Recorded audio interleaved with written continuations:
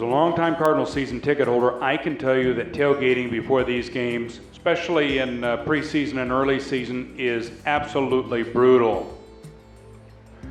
Over the years, we've used spray bottles. We bought a portable misting system that clamped on the easy up. It mainly just rained on us. Even bought some of these expensive Home Depot misting fans. I finally decided that, I was just going to build something.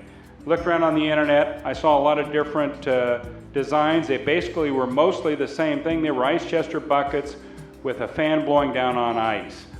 I did see even a swamp cooler version that had a wet pad inside, but this was pretty much what people were coming up with.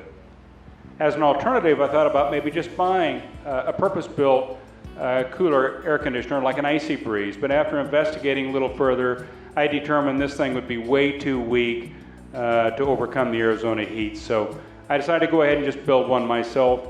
I started with a ice chest and a Ryobi 18-volt portable work fan I bought, deconstructed, and basically that made up my components.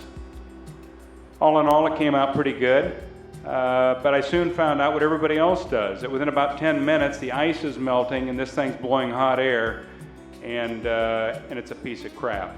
I realized I was going to have to mount some radiators on this thing to get the cooling that I really needed, so I bought a couple of small radiators and I mounted them underneath the outflow tubes.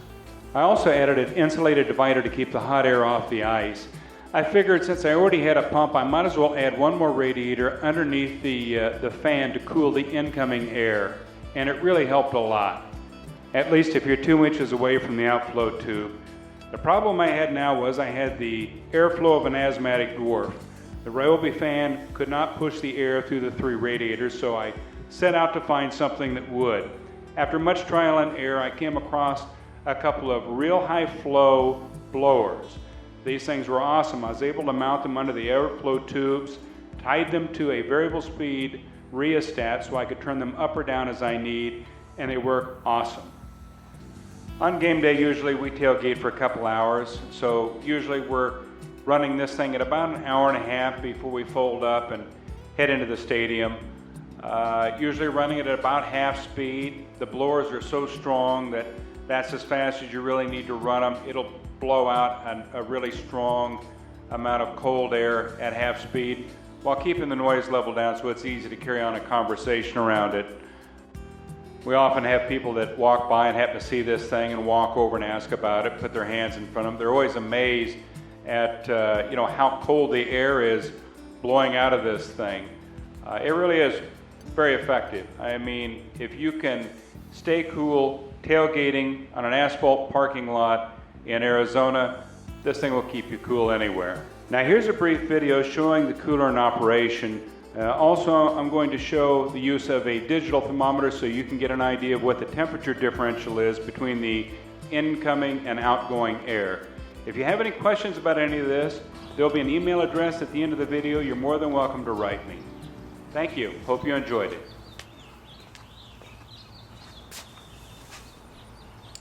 The switch controls the water pump. The motor control knob determines how fast the blowers are running. This is actually faster than we usually run it. The blowers are strong, so there's no need to turn it up at a speed lower than this. It's blowing plenty of cold air. If you want to turn it up, the thing will really pump a lot of air, but obviously faster blower speeds means more noise. We'd only do this if we had it setting away from the area where we're trying to cool a larger group of people at once. Temperature differential averages 30 to 40 degrees. Here's a summary of what I found out and also some of my opinions on ice chest coolers. Number one, ice chest coolers with a fan blowing across ice doesn't work very well for very long. Also, any design that draws the hot air into the ice chamber is, for obvious reasons, a bad one. Computer type or desktop type fans, while they're fairly quiet, simply can't push enough air through radiators. And also, a portable cooler, I believe, needs to be portable, no power cord strung to a vehicle lighter plug.